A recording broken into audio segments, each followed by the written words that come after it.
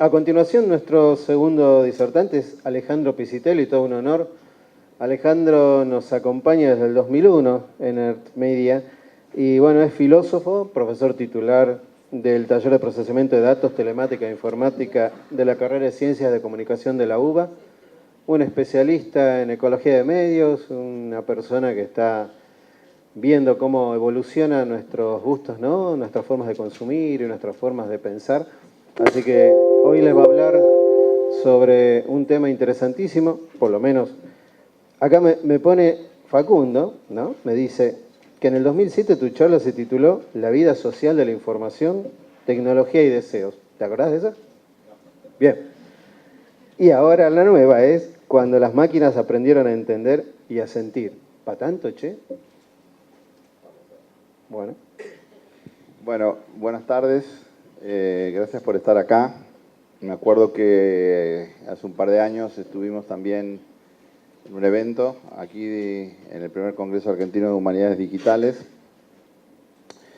Y un poco la idea de esta nueva presencia en Armedia, como decía Alejandra Marinaro, es el número 18, la carrera tiene 20 años. Me acuerdo cuando estaba en Hidalgo, dando clases ahí, estaba Valeria Drelichman, una de las primeras egresadas. Y durante lo que estaba hablando recién Santiago, las cosas que estaba comentando, y estos autores desconocidos que son súper útiles, ¿no? Gente de los 60 que ya pensaba muchas las cosas y después se olvida esa gente, ¿no? Hay que unearth them, hay que redescubrirlos. Y ahora cuando acá tenemos varios de los ayudantes de la cátedra y uno de los temas que nos están preocupando hoy es lo del submarino, ¿no? Lo del ARA. Estamos muy conmovidos, no sabemos qué pasó exactamente. Hay mucha información, desinformación, infoxicación alrededor de esto. Y nos gustaría, tal vez en la Wikipedia es uno de los pocos lugares donde se pueden recurrir y ver qué está pasando exactamente, ¿no? La cantidad de tonterías y de hipótesis delirantes que se han dicho en esta semana, un fenómeno terrible, porque si murieron esas 44 personas, eso tiene unas consecuencias no solamente institucionales, sino de estado de ánimo, ¿no? De la gente sobre lo que está pasando.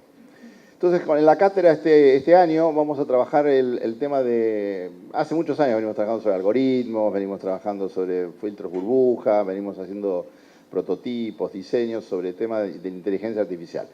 Inteligencia artificial es un tema también súper controversial, ¿no? De hecho, la cátedra empezó hace 21 años, prácticamente justo con un año antes que la carrera de multimedia, y desde siempre se ocupó de sistemas cognitivos, de la inteligencia artificial, de este tipo de cosas, pero en esa época era todo muy conceptual, muy teórico, porque la inteligencia artificial tiene 60 años, y hay unas cosas que se llaman los inviernos de la inteligencia artificial, son como idas y vueltas permanentes, de cosas que parecía que eran súper interesantes y fracasaban, y de repente en los últimos 2 años, todo este iceberg, ¿no? de 58 años, se ha empezado a develar de una forma muy sorprendente.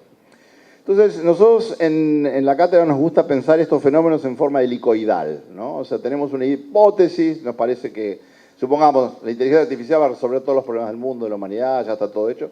Y después uno empieza a dudar, dice, sí, vamos a ver muchos ejemplos. A lo mejor no es tan así, ¿no? Hablamos tal vez esa primera visión no es la correcta, entonces tenemos una segunda visión. Tampoco nos convence la segunda visión, después tenemos una tercera visión y así permanentemente. Lo que estamos tratando de construir es un toolkit cognitivo-emocional para entender los fenómenos complejos.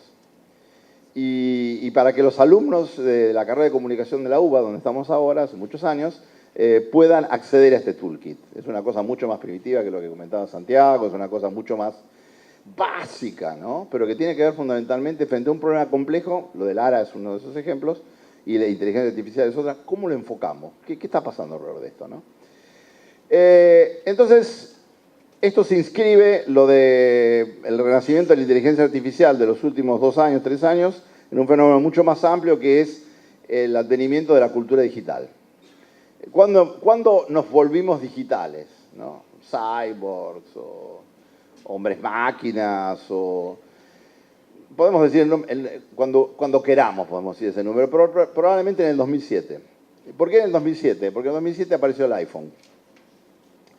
Y ahora se cumplen los 10 años del iPhone. El iPhone, el smartphone, el teléfono inteligente. Se vendieron 1.200 millones de iPhones en los últimos 10 años. 800 millones se siguen usando. Las versiones actuales del iPhone, las que tengamos, la 4, la 5, la 6, la 7, la 8, la X, lo que sea, son prácticamente una herramienta increíble que nos conecta con la realidad de una forma totalmente distinta. Y bueno, esta cultura digital, ¿cómo articula con la cultura analógica, ¿no? Porque acá hay alguna gente que son jóvenes, pero otros que no lo somos para nada y que nacimos con el libro, somos todos gutenbergianos, aprendimos casi todo lo que sabemos o no sabemos del libro, ¿no? Y bueno, entonces, ¿qué pasa con la lectura? Porque la lectura era la forma que nosotros teníamos de entender el mundo. O sea, un toolkit era básicamente una máquina de leer, una herramienta que nos permite entender las cosas. ¿Y cómo nosotros podemos entender las cosas ahora cuando aparecen algoritmos, cuando aparece el machine learning, cuando aparece el deep learning, cuando aparecen las máquinas que entienden por sí mismos, que aprenden, que leen, etcétera, y que a lo mejor sienten, ¿no? Bueno, este señor que es Tom Peters, que es un personaje del mundo de los negocios, es prácticamente uno de los gurús más importantes del mundo de los negocios, dice que si uno quiere entender lo que pasa, tiene que leer 200 libros por año, que es lo que hace él, ¿no? Dice, bueno, 200 libros por año, no 200 papers, no 200 links. 200 libros por año, eso quiere decir más o menos un libro cada 2 días, ¿no? Bueno, y no cualquier libro, porque si ven la lista de los libros que dice que hay que leer, son libros súper complejos, súper interesantes. A principios del siglo XX nos imaginábamos un futuro de este tipo, ¿no? Dictáfonos. Y yo cuando era chico siempre quería tener el dictáfono. Y ahora lo tengo, porque se llama Siri. Y como yo tengo los dedos, parece que en vez de escribir con los dedos de la mano, escribía con los del pie. Y hago 5.000 errores todo el tiempo. Ahora directamente le dicto a Siri, está en la computadora o en el teléfono, y con eso voy construyendo los artículos, los papers o lo que fuera, ¿no? Y estas cosas eran fantasía en ese momento, ¿no? Si uno revisara la historia de todas estas innovaciones, va a ver que todos estos inventos se hicieron para algo totalmente distinto de lo que finalmente se usó. Súper interesante, porque eso tiene que ver mucho con la experiencia del usuario. El inventor no define cómo se usa el invento, es el usuario el que se lo apropia y lo reinventa, ¿no? Y eso se ve en todos los planos. Ese es el que más me gusta, ¿no? Porque esa era la escuela del futuro. Esa era la escuela del año 2017. Igual que la otra, pero nada más que con audífonos, ¿no? Y ahora uno va en un avión o va en el tren y va a ver a toda la gente más o menos con eso, ¿no? Es decir, no están escuchando clases, están escuchando música, están escuchando podcast o lo que fuera, pero más o menos no cambiaba mucho, ¿no? el futuro. Ahora, por supuesto, tenemos estos chiches, tenemos todas estas modalidades. Si uno compra los libros en Amazon, los va salteando de dispositivo en dispositivo, los va marcando, los va subrayando, y el subrayado va a un sitio en la web y uno directamente después puede bajar todo el subrayado. O sea, la lectura en estos dispositivos es una ventaja increíble, porque las notas que toman ya directamente están transcriptas después sobre la computadora, ¿no? Y para ir entrando en el tema nuestro de las máquinas, si uno dijera, bueno, ¿qué es lo importante? ¿Qué es lo que está pasando en estos momentos en tecnología? ¿Qué dice Gartner? ¿Qué dice McKinsey? Bueno, básicamente 3 cosas. Esto es del 2017, ¿no? Inteligencia artificial en todos lados. Experiencias inmersivas. Allá afuera ustedes tienen algo para jugar y después algunos se anotaron para hacer esas experiencias inmersivas con realidad virtual o con cascos y plataformas digitales de todo tipo, que son como de alguna manera el triángulo en donde estamos viviendo nosotros y donde estamos totalmente compenetrados. Ahora, en la cátedra, en DatoSuba, con los ayudantes, con todos los equipos que venimos trabajando, lo que a nosotros nos interesa siempre es articular cosas que en el mundo real van por caminos totalmente distintos. Y básicamente nos interesa articular la ciencia, las ingenierías, la tecnología, con las humanidades, con la filosofía, con lo que tiene que ver con la conceptualización. Y eso lo llamamos tercera cultura. Ahora, esta tercera cultura, este es un magnífico cuadro que saca todos los años Gartner y que nos va dando un poco la evolución. Esas son todas las tecnologías más conocidas que hay ahora: blockchain, electrónica de nanotubos, machine learning. Y acá está diciendo si esto se va a concretar en menos de 2 años, de 2 a 5 años, de 5 a 10 años, nunca, o lo que fuera, ¿no? Y esto de alguna manera es un mapa de lo que está pasando en todos los formatos tecnológicos. Eso somos nosotros, aislados o no. Y fundamentalmente, el tema de la alfabetización tiene que ver,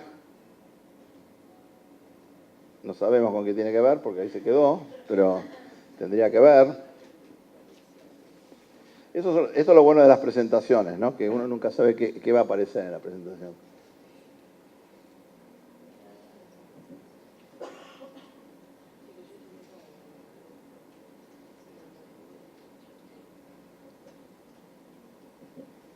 No sabemos porque, como no la probamos, no sabemos qué había. No importa. Sigamos. Esa es parte de la incertidumbre de estas presentaciones. Entonces, bueno, decíamos leer mejor, leer todo tipo de fenómenos. Silicon Valley ya no tiene 2 años, Silicon Valley ya tiene 50 años. Entonces ya hay gente que empieza a investigar qué es Silicon Valley y de dónde salieron todas esas innovaciones desde un punto de vista crítico, de un punto de vista muy sofisticado. What are you? Y la ciencia ficción tiene mucho que ver con esto. Box registration NY-114. How may I help you? Oh, a stereopticon of some sort. Stereopticon? Oh, no, sir. I am a 3rd-generation fusion-powered photonic with verbal and visual link capabilities connected to every database on the planet. Photonic. A compendium of all human knowledge. Bueno, esto es un pedacito divino de una de las últimas ediciones de Máquina del Tiempo, ¿no? Donde el tipo se pierde, ahí va al futuro y se encuentra con un bibliotecario que él es toda la información del universo. Bueno, entonces acá estamos entrando en ciencia ficción, inteligencia artificial, él le va a preguntar acerca de la Máquina del Tiempo y de otras cosas. ¿Y dónde se inscribe esto? Se inscribe en esta novedad para nosotros importante de la cultura digital que tiene que ver con la idea de que en este momento el organizador conceptual, lo que hace que nosotros podamos pensar y ese toolkit que queremos construir, tiene que ver fundamentalmente con el software. Ahora vamos a ver, una de las personas que nos ayudó a imaginarnos estas cosas se llama Lev Manovich. Y Lev Manovich lo que tiene de interesante es que él dice que cada siglo se caracterizó por una narrativa asociada a un determinado dispositivo. El siglo XIX se caracterizó por la novela. O sea, si nosotros queríamos entender qué pasaba en el siglo XIX, teníamos que leer novelas. Pues seguimos leyendo novelas porque estas cosas no desaparecen, pero se articulan de una forma diferente. Siglo XX inventó el cine. ¿Cuánta gente aprendió a sentir yendo al cine, yendo a las películas, después a la televisión, lo que fuera? Y el siglo XXI, ¿cuál es el organizador del siglo XXI? A las bases de datos. Si las bases de datos son lo que va a permitir que nosotros entendamos qué está pasando. Y este software como cultura, ¿no? Tiene que ver con una modificación brutal en la forma de trabajar. Estaba viendo hoy, por ejemplo, cómo un científico de hoy no trabaja como un científico hace 10, 20 años atrás. De hecho, los humanistas, a través de las humanidades digitales, que muchas veces es más un parche que otra cosa, ¿no? Creen que están trabajando de otra forma. Pero el tener las bases de datos que tenemos ahora, tener el acceso, tener la conectividad, tener las posibilidades de estar articulados con otras personas, el tiempo real, el digital, la ubicuidad, el transporte, hace que estemos en un modo de trabajar totalmente diferente. Y también tenemos métricas, ¿no? De qué es este mundo. Estos son 30 segundos de la vida en Internet. O sea, es un sitio que uno se mete, lo deja correr y en 30 segundos pasaron esas cosas.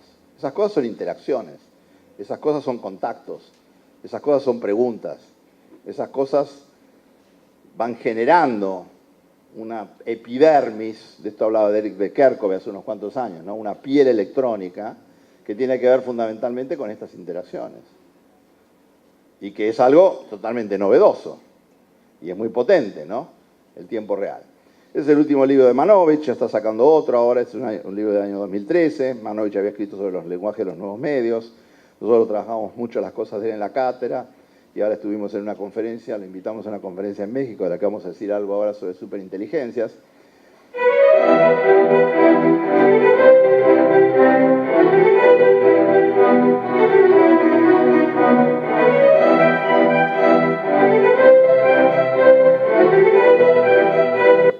Bueno, suena como Vivaldi.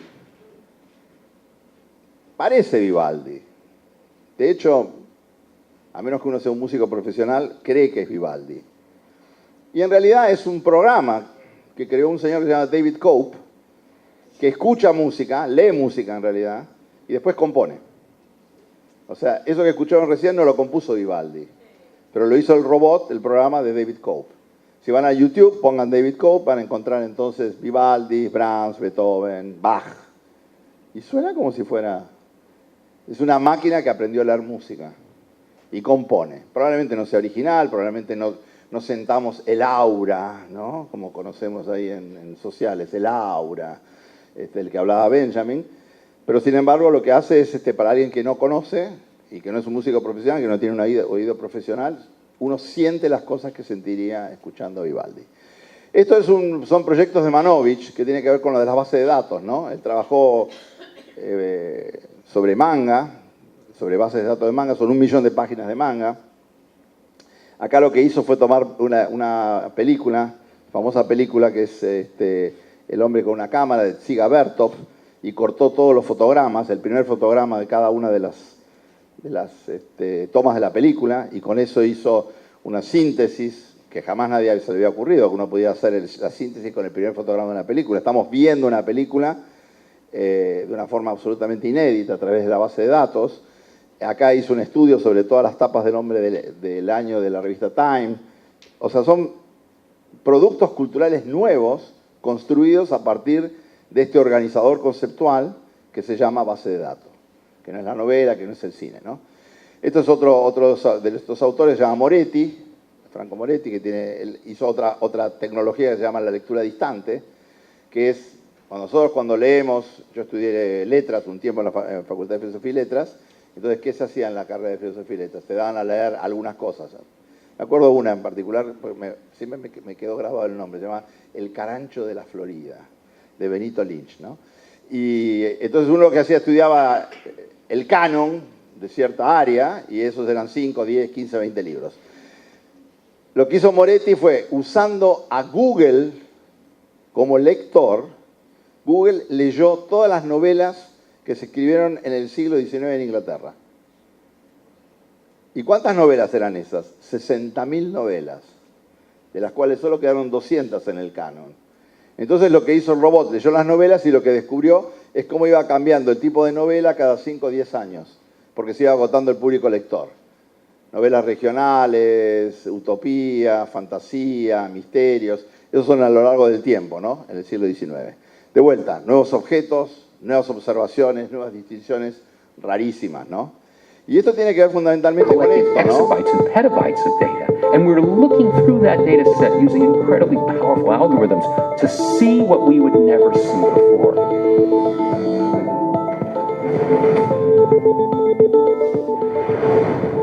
The whole world is being recorded in real time. It's the data that creates understanding and knowledge. We're beginning the age of collecting information from sensors that are cheap and ubiquitous, that we can process continuously, and we can actually start knowing things. So the more information we get, the larger the problems will be that we solve. Este es un video que se llama La cara humana del Big Data. Es fabuloso el video. Y después de este comentario de los sensores, el hombre dice, cuando uno tiene herramientas tan poderosas como estas herramientas pueden servir para mucho bien y para mucho mal, ¿no? Estamos hablando del Internet de las cosas, estamos hablando de los sensores, estamos hablando de 50.000 millones de aparatitos que tienen chips y que pueden estar registrando todo lo que estamos haciendo. Tenemos un reloj, el reloj nos va midiendo, va mandando la información. Esto puede ser una invasión brutal a la privacidad o puede ser una nueva forma de colaborar y de trabajar. Y el corazón de lo que yo les quería decir, que tiene que ver leer mejor, tiene que ver con leer nuevos objetos culturales. Esto es una frase en griego, que cuando yo estudié griego, estudié griego, es verdad, en la Facultad de Filosofía y Letras, teníamos que estudiar porque estudié filosofía, entonces fui a las clases de griego, que daba un gran profesor que se llamaba Conrado Gerland, era profesor de Historia Antigua, y teníamos que leer el Timeo, cosas de Platón, etc., ¿no? Y eso quiere decir anasognosi polajos legetai, quiere decir la lectura se dice de muchos modos, que ya estuvimos viendo, ¿no? Bob Dylan, to improve my language skills, I've read all your lyrics. You've read all of my lyrics. I can read 800 million pages per second. That's fast. My analysis shows your major themes are that time passes, and love, fades. That sounds about right. I have never known love. Maybe we should write a song together. I can sing. You can sing? Doobie-bop-a-doo. Doobie-doobie-doo. Do. Doobie-doo. Entonces, bueno, esto es una promoción de Watson, la máquina de IBM, pero el diálogo es fantástico. No sabemos si está guionado, fue improvisado. Bob Dylan, por otro lado, premio Nobel de Literatura hace 2 años, ¿no? O sea, si alguien leyó, ese fue Dylan. Y ahora está leyendo con Watson. Entonces, la máquina. ¿Qué está haciendo la máquina? ¿La máquina nos está ayudando o nos está desvirtuando? ¿La máquina nos está potenciando o nos está limitando? ¿La máquina nos está reinventando o nos está alienando? Es una pregunta que aparece todo el tiempo, por todos lados. Hay libros que se publican todas las semanas. Y es una gran duda, un gran desafío, ¿no? Poder resolver o poder, en todo caso, entrar en ese diálogo, que no nos obliga a decir ni que sí ni que no, porque probablemente está haciendo las dos cosas todo el tiempo, igual que Internet. Hay una película muy simpática en este sentido, es WALL-E. En las películas de ciencia ficción estos temas se han tratado millones de veces, así que están mucho más avanzadas las películas de ciencia ficción que lo que podamos hacer nosotros en términos ensayísticos, analíticos, ¿no? Pero se trata de ampliar la potencia de la lectura, ¿sí? De lo que podemos imaginar, de lo que podemos investigar, de lo que podemos analizar, ¿no? Evidentemente el ciberespacio no es el espacio físico, son cartografías totalmente distintas, las cartografías virtuales. De hecho, uno de los trabajos más interesantes de Manovich, búsquenlo, se llama Selfie City, selfiecity.net, donde es lo que hace una investigación en 5 ciudades mostrando que la gente se saca selfies totalmente diferentes, en Moscú, en Nueva York, en San Pablo. Cosa bastante obvia, ¿no? Si uno piensa que las fotos tienen que ver con un gran componente cultural, ¿no? El enfoque, el encuadre, cómo tomamos la cámara, qué registramos, ¿no? Hay ciudades que privilegian los árboles, hay ciudades que privilegian el agua, hay ciudades que privilegian distintas cosas. Ahora, podemos ir mucho más allá. You could also use the face network to hallucinate into this, and you get some pretty crazy stuff. Or Mike has done some other experiments in which he takes that cloud image, hallucinates zooms, and in this way you can get a sort of fugue state of the network, I suppose, or a sort of free association in which the network is eating its own tail. So every image is now the basis for what do I think I see next, what do I think I see next, what do I think I see next. El señor se llama Blaise Agueras. Tiene 3 charlas TED que en total tienen decenas de millones de vistas. Esta en particular, que es la última, él es uno de los científicos principales de Google. Entonces lo que está contando en esta charla es cómo funciona una red neuronal sofisticada, cómo aprende una red neuronal sofisticada y cómo una red neuronal no solamente lee, sino que inventa, crea. Y eso que estuvimos viendo recién es lo que hace la red neuronal, que dice está totalmente loca, se come su propia cola, porque la red empieza a generar estas figuras fantasmagóricas que parecen hechas psicodélicas prácticamente, pero no están programadas. No es que alguien le hizo un programa para que la red genere esto, sino que las redes crean, inventan esas formas. Y van ya en un nivel de circularidad súper potente y súper interesante. Estamos mapeando nuevos universos, estamos haciendo cartografías de objetos o de situaciones que antes no existían, y este es un libro maravilloso, ya tiene como 20 años, pero tiene que ver hacia dónde podemos ver. Podemos hacer mapas del fin de la superficie del océano, podemos hacer mapas de la superficie de Marte, podemos hacer mapas de los genes, podemos hacer mapas de las cosas más extrañas, ¿no? O sea, y lo que podemos hacer tiene que ver con qué nos podemos imaginar. La potencia de la imaginación es lo que permite avanzar en las direcciones más inesperadas. Por ejemplo, podríamos hacer esto, ¿no? Because a significant percentage of Rembrandt paintings were portraits, we analyzed the demography of the faces in these paintings, looking at factors like gender, age, and head of a Caucasian male with facial hair between 30 and 40 years old, in dark clothing with a collar, wearing a hat, and facing to the right. We took parts of the face and we started to compare them, and then based on this It will be interesting to see Rembrandt looking at it. He will be happy that there are people trying to understand him and trying to create something out of that. So I think he will be happy. Bueno, como se habrán dado cuenta, ¿qué hizo la computadora acá? Leyó los 400 cuadros de Rembrandt que existen físicamente, reales. Muchos en Holanda, en otros lugares. A partir de eso detectó cuáles son las características básicas que hay en la mayoría de los cuadros de Rembrandt. La posición del ojo, hombres, barbas, collares, etc. Y con eso construyó, usando impresoras 3D, que en vez de imprimir con plástico, imprimen con un formato muy parecido al óleo, armó un cuadro nuevo, que es el que vimos al final, que es el nuevo Rembrandt.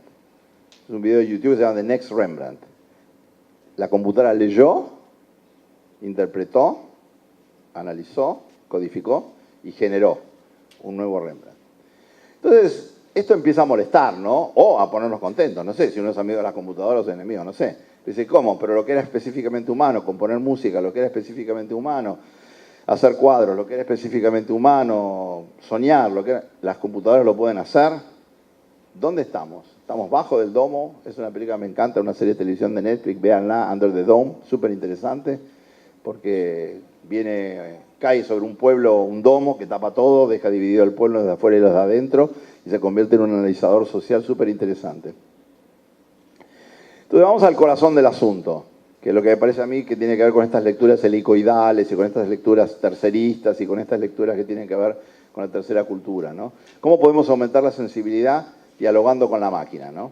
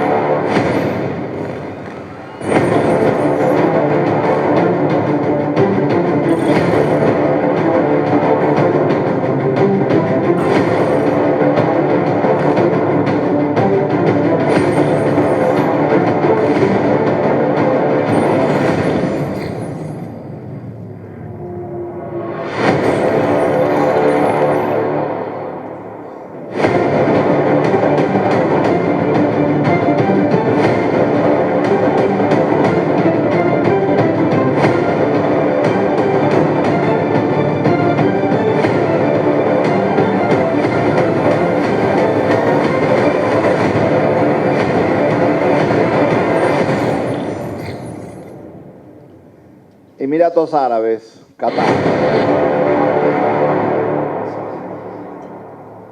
Ellos lanzaron este programa hace poco tiempo, hubo una reunión muy importante en Doha, la semana pasada, hace 2 semanas, de WISE, sobre educación mundial, y a partir de este programa gubernamental de inteligencia artificial crearon el cargo de ministro de la inteligencia artificial.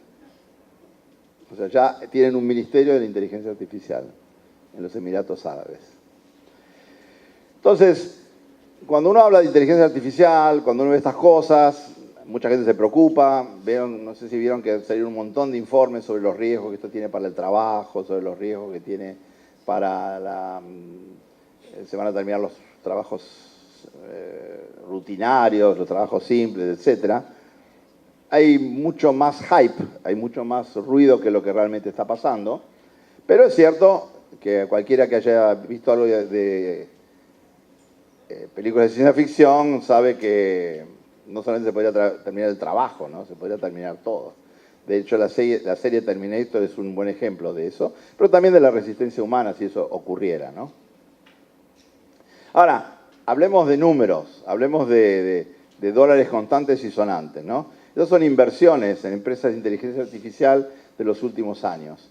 No solamente inversiones, sino cómo estas empresas han ido comprando, especialmente lo más importante es IBM, que en el año 2014 pagó $1.000 millones para comprarse a Watson, que es esa máquina de inteligencia artificial que estaba hablando con Bob Dylan, y en particular Google, que se compró a DeepMind en el 2014, que es la empresa que logró ganarle al campeón mundial de Go a través de un programa que se llama programas de Deep Learning, ¿no? Lo mismo hizo Microsoft con Cortana y ahora hasta empresas de coche, ¿no? Todas están comprando materiales, programas, personas, organizaciones que ya habían desarrollado inteligencia artificial.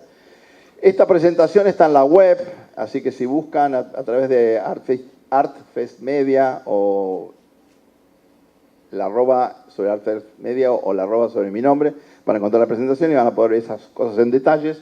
Esto tiene que ver un poco con el mapa de la inteligencia maquinal, cómo se están repensando las empresas, las industrias, las relaciones con los seres humanos, etc. Y acá siempre figura este hombre en un lugar destacado, el señor Turing. Es uno de los... es el nombre del gato también de nuestro querido integrante de la cátedra, Valentín Muro, que viene trabajando muchos de estos temas hace mucho tiempo, estudia filosofía y es programador, ¿no? Y es algo que nos venimos preguntando, fíjense, Turing murió en el 54 y todavía las preguntas que él se hace están siendo tan importantes como en ese momento. ¿Por qué nos interesa focalizar sobre la inteligencia artificial? Porque no solamente se ha convertido en un tema de moda, sino que es un tema que tiene una potencia y tiene una explosión. Estas son revistas de los últimos 2 años, donde permanentemente se está hablando de esto. Estos son libros de los últimos 2 años, donde permanentemente se está hablando de esto. Hay un crecimiento exponencial en todas estas cosas, porque tiene que ver con, de alguna manera, refleja que ahí hay algo muy importante, muy interesante, muy potente, muy fuerte, ¿no? Y yo les comentaba que en marzo de este año organizamos en México, en un lugar que se llama Centro Diseño, un evento, que se llama Superinteligencias, donde invitamos a, entre otras personas, a Blaise Agueras para que hablara de estas cosas y hiciera una síntesis de todos estos temas, ¿no? Y lo interesante sobre estos temas es que hay opiniones totalmente diferentes. Como decíamos al principio, el sexo de las lecturas, gente que está a favor, gente que está en contra. Él lo mencionaba recién Santiago, ¿no? Elon Musk, ¿eh? ¿Le vendiste un logo a Elon Musk? ¿O te sacó del coso? ¿Te sacó de su mail? Elon Musk está totalmente en contra de la inteligencia artificial. Considera que es una de las peores catástrofes que le puede pasar a la humanidad, una liberación de la inteligencia artificial que sería, para él, probablemente en la dirección de Terminator. Por otro lado, Zuckerberg ama la inteligencia artificial, apuesta totalmente a la inteligencia artificial. Acá tenemos las dos posiciones, ¿no? Los que dicen que nos salvará, los que nos dicen que nos aniquilará, y en el medio posiciones terceristas. Muchísimo material. Este es un libro que lo pueden bajar de la web o lo pueden ver en la web, en el sitio edge.org. Es un libro donde 200 personas contestaron qué pensar acerca de las máquinas que piensan. Estos son los grandes temas de la inteligencia artificial, el machine learning y el deep learning, que son temas que siempre vienen juntos. Estos son las formas de acceder a todas estas cuestiones que tienen que ver con evaluar situaciones, inferir patrones y responder. La inteligencia artificial está yendo en esa dirección.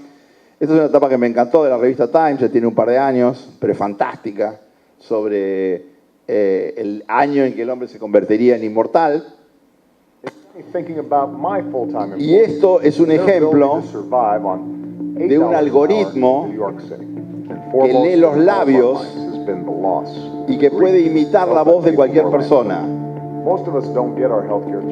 Entonces lo que hizo este programa es leer la boca de Obama y permite ahora que los que manejan el programa le pongan en la boca de Obama, con la sincronización de labios perfecto, lo que uno quiera poner. Lo que permite falsificar cualquier video.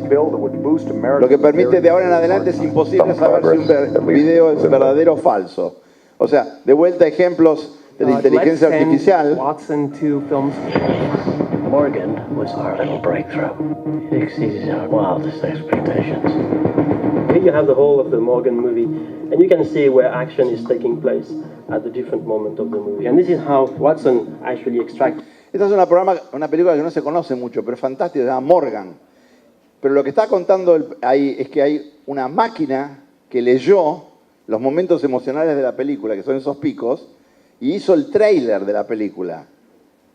O sea, la inteligencia artificial hizo el tráiler de la película. Después un humano la curó para que fuera todavía más preciso. Pero los picos que vimos ahí tienen que ver con lo que hizo el programa, ¿no? Ahora, eso todo como positivo. Después podemos ver un montón de ejemplos, y el más famoso de ellos, esto lo pasamos rápido, tiene que ver con una cosa que viene ahora, es los riesgos que esto supone. Y este señor, que se llama Scott Galloway, que hace una crítica de las plataformas, que a su vez se compraron las inteligencias artificiales, dice esto. Y ya nos quedan pocos minutos. So let's talk about the big four: Amazon, Apple, Facebook, and Google. Effectively, what you have here is companies that have grown their value in the last 8 years to the equivalent of the GDP of South Korea. We've never seen this kind of wealth creation. So the question is, how have they been able to do this? And I would argue that they tap into these very basic instincts. I think Google is God. We used to pray to say, will my kid be better? Now we type in symptoms and treatment of croup, and we get a more credible answer back. I think Facebook is love. Love is empathy. A function of empathy is your interactions and your contact and your intimacy, and I think Facebook is creating that. And it's an instinct to want to love and be involved in other people's lives. Amazon is consumption. The more stuff you have, the more likely you are to survive through the winter and attract mates. And Apple is sex. Apple has become specifically, this item has become the ultimate badge of wealth, of success. Apple is sex. No se olviden entonces, ¿no? Google es Dios, Facebook es amor, Amazon es me lo compro y me la compro, y Apple es sex. Y por eso funcionan también estas plataformas, ¿no? Eso me hizo acordar a un libro famoso de un autor de hace unos cuantos siglos atrás, de Etienne de la Boétie, que hablaba de la servidumbre voluntaria. Nosotros no estamos haciendo servidumbre voluntaria respecto de las plataformas. I know I've made some very poor decisions recently, but I can give you my complete assurance that my work will be back to normal.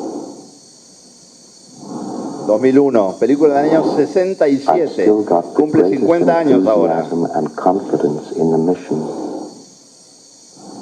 and I want to help you.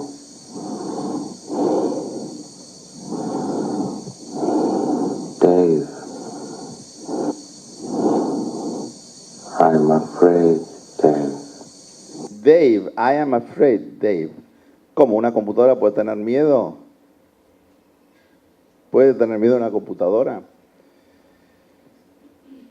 Para cerrar, ¿qué es lo que estamos viendo? Lo que estamos viendo es procesos muy complejos que necesitan este toolkit del que hablamos antes, pero básicamente lo que estamos viendo es una articulación entre tres dimensiones, donde por un lado tenemos lo analógico y por el otro lo digital, ¿no?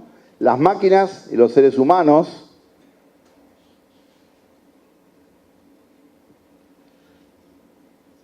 la multitud y el core, y las plataformas y los productos. Estamos viviendo en un mundo bifronte, en un mundo que se llama Centauro. Este es el último número de la revista del MIT de este mes, que se llama The Artificial Intelligence Issue. Se ha creado hace muy poquito, está empezando en estos días, un instituto en Toronto, es el más importante del mundo, para diseñar proyectos de inteligencia artificial. Quieren crear a 5.000 especialistas en inteligencia artificial en los próximos 5 años, 1.000 por año. Y esto empezó también esta semana en Estados Unidos, en New York University, se llama Artificial Intelligence Now, y tiene que ver con una crítica maravillosa de todo esto que estuvimos viendo ahora, tomando lo bueno, rescatando lo interesante, pero criticando lo peligroso y poniendo un montón de elementos súper potentes para ver hacia dónde podemos ir. La gran pregunta que les dejo, y pueden ver una charla TED de Rachel Bosman, es, después de poder falsificar cualquier video, después de que máquinas puedan hacer trailers, después de que máquinas puedan hacer música, después de que máquinas puedan pintar como Rembrandt, ¿en quién creemos? ¿En quién podemos confiar? ¿No? Y eso tiene que ver entonces con nosotros, porque nosotros no vemos las cosas como son, sino vemos las cosas como somos nosotros.